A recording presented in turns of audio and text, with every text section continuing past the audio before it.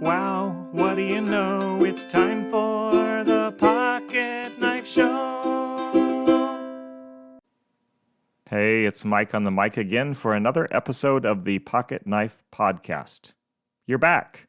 I hope you enjoyed my siblings' musings last week as we honored our honor-worthy mom. I hope, too, that you had an opportunity to thank your mom and make sure she knew that you had learned a lesson or two from her. Perhaps you had an opportunity to make a phone call or stop by for a visit. This episode picks up right where last week's left off, in the middle of a conversation. In a moment, you're going to hear my sister's voice turning our conversation to another lesson we learned from our mom. Honor your father and mother is still God's command. This whole conversation is our attempt to obey His directive. Hope you enjoy our words, perhaps learn from our mom, and figure out how you can obey God too. See you again at the end. Creativity is another thing that I would say I've experienced in mom. She would stretch her dollar creatively, from maybe her home decor to finding clothes with us to teaching us about garage sales. But then she would do crazy things. She would think, okay, I need to fix this. What do I have at home already that I can do with that? And she had ways to make decor, food, music programs, etc., to make it fabulous, bigger, better, more efficient, to fit in with what she knew her resources were.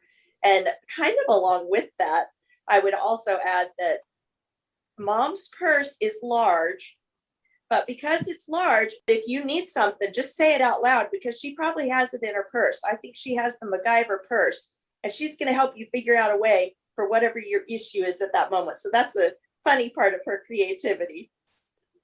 And to add to that, I know she made, at least you, Pam, a lot of clothes from patterns from the fabric store. She made frequent trips to the fabric store, and probably more times than I wanted. She cut my hair, and just her ability to learn those kinds of things, to save money and to be frugal. And if I can add something as well, and I saw this a little bit more when I was the last one in the house. You guys had all gone off to college, and I was in high school, the only kid at home. She would always be willing to do just about anything for me. Unfortunately, that was even when she probably knew I was just kind of taking advantage of that. This is a funny, specific memory. I would often wake up Saturday morning and think, I'd like a waffle. And so almost without fail, I'd ask mom to make me a waffle, and I don't remember any times when she said no. So she was always willing and ready and eager to serve. Yeah, I remember the sewing stuff too, right? In the recent move, I had to laugh a little bit because she brought out, something that she had sewn for a Halloween costume many years ago. For some reason, I wanted to be a matchstick. So had a little hat that was kind of the end of the matchstick that I fit over. But no, it doesn't fit anymore.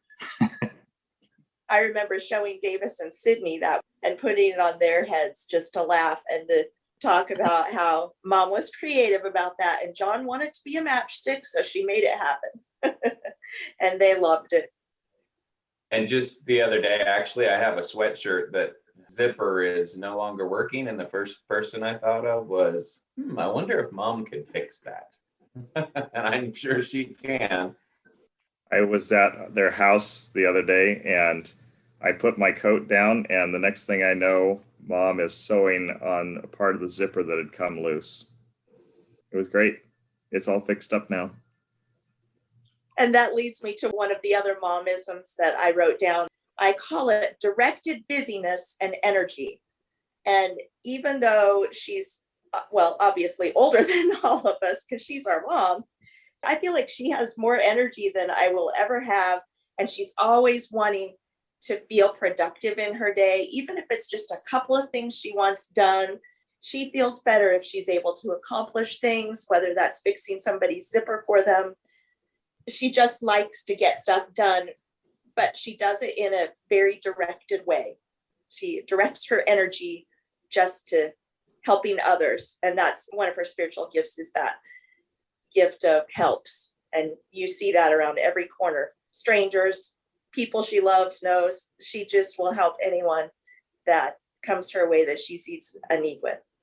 So something that's been a great influence and has made a big impact on me just recently, obviously with Dad's health declining for the last year or so, Mom's had to really do a whole lot more to care for him, to provide for him, and all of that. And I just see in sickness and in health, the common phrase in wedding vows, I just see her enacting that now when it is in sickness.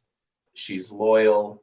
She loves him still, even though he might not recognize it. She still kisses him on the head or even the lips, or and she just loves him no matter what. And even though it's wearing on her, she continues to do that.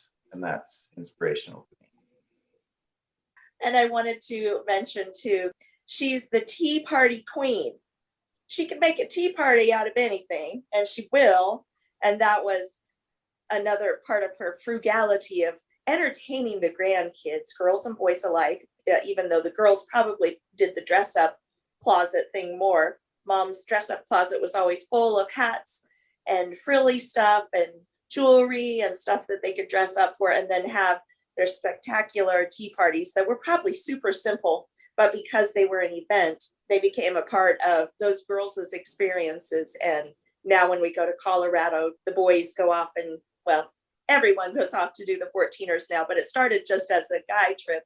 The girls would get together and do their tea parties, whether it was going out or doing it at home. And it's become a part of even some of the nieces' weddings. They want to make sure that that part of them growing up is represented in that family history. There you have it. My siblings and my remembrances of Mom Taught Lessons. I hope you had fun listening in as we honored our mom. I hope you're inspired now to go and do the same with your mom if she's still living. Thank her for her goodness toward you. Tell her how grateful you are for the truth she instilled in you and the grief you were spared when you paid attention to her direction. You know you're alive because she said things which kept you out of a plethora of pitfalls.